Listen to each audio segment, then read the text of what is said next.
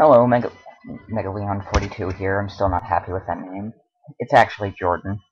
Um, I'm here to talk about a show that's recently become very near and dear to my heart. Um, My Little Pony: Friendship is Magic. Yes, it's tragic. No, it's not. But seriously, it's a very, very well thought out and impressive show, and I'm mainly going to tell you why, and I don't know if anyone actually cares, but So, yeah, I'm gonna talk about how it's gonna be like four parts. There's gonna be one part about how I became a brony, as they're called. You can look it up if you actually give a crap. Um, two about that characters in the show. Three about the story, and four about the fan base and what they've done with it. Okay, so starting off, how I became one. How I got into the show. Um, So back in, I think, sometime around May 2011, one of my friends at my school, um, his uncle had told him that the show is good, or somewhere, I don't know about the specific time, but there was this one episode, I don't really know when, but it's episode 25. Um, One of the characters, is trying to make a party, and that part isn't important, but so his uncle told him to watch this episode, and so he did, and he really liked it, and after a while he finally admitted to having liked it, and eventually brought up that he's a brony now. Um, and that made it so... Okay, anyway, at first I thought it was ridiculously stupid. Even hearing about the show, anyone who liked it, I thought it was awful. And, so after that, he started talking about it a lot, and eventually I actually became curious to see if it was actually special, because he didn't seem like the person who would actually watch that. And so eventually, sometime early February this year, I sat down with him and watched a few episodes. I watched the first 5 episodes, and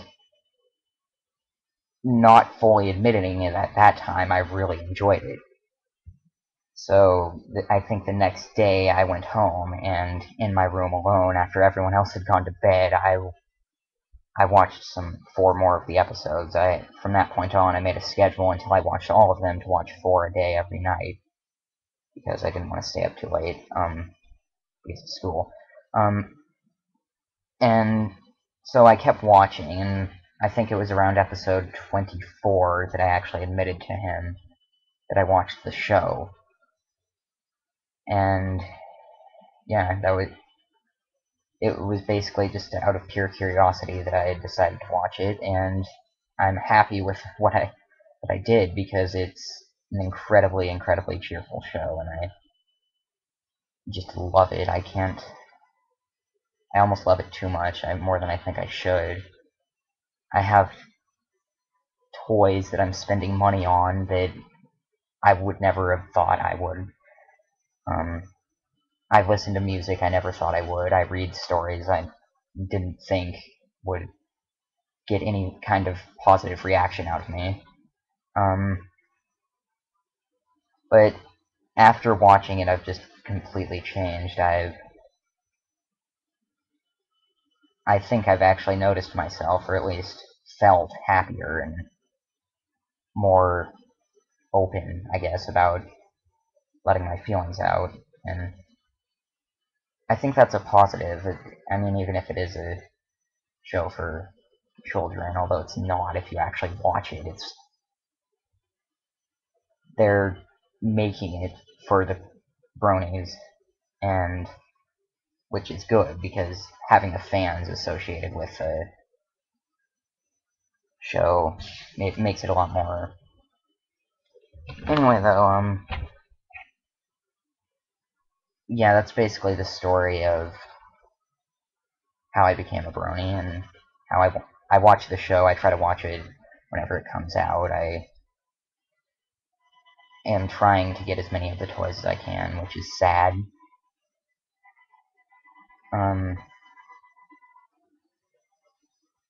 I'm only 16 though, so I'm not that far out of the age range, I guess. I'm not like the 30-year-olds or whatever, but I think that's not important.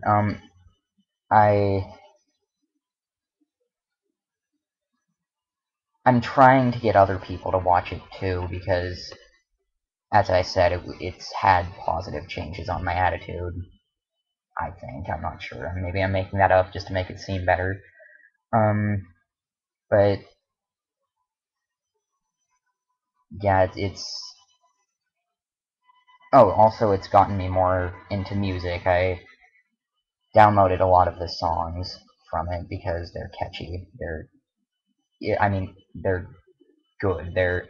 That's thanks to Daniel Ingram, who's the composer, or not the composer, the songwriter who writes the lyrics for the songs, and he knew to make a very good, strong, upbeat song in a show, but they're not just upbeat; they actually have reason. While other cartoons don't. They're lacking reason when they put in songs. They're lacking reason for character development, if they have character development.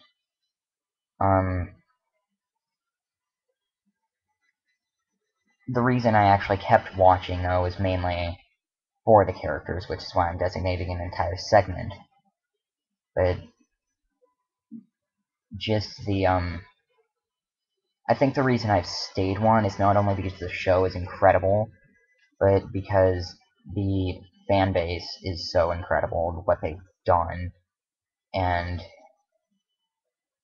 just allowing me to change those things and get me back into music through their songs is very good. I think that was a worthwhile improvement. And I guess that's about it. I've already stalled enough. I wanted to try to make 4 15-minute videos, but that seems kind of out of my reach. But yeah, I'm happy that I'm a brony, and I'm gonna try to watch it until it ends, and I don't know, if Hasbro's learned anything, hopefully Generation 5 will be almost as good. I don't think it can be as good without Lauren Faust. She created Powerpuff Girls and Foster's Home for Imaginary Friends, if you didn't know. Both successful shows, and decent for adults also, especially Powerpuff Girls. Foster's kind of wore off. But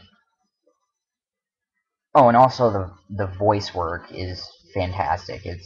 They actually like care and get into the characters more so than other cartoons. I can completely compare this to other cartoons. It's just infinitely better in almost every definable way. The jokes are better, the writing's better, which is where the story aspect, the third part, I'm gonna talk about. But just everything they put into it is better. They actually put thought into it. They just care. I don't think other shows nowadays care, and even back in the day, they didn't have the same originality that Ponies has. So yeah, I think that's it. See you next part. I'm probably gonna upload another one tonight, and the next one's gonna come either tomorrow or on Friday, maybe Saturday, or I don't know. It depends what happens.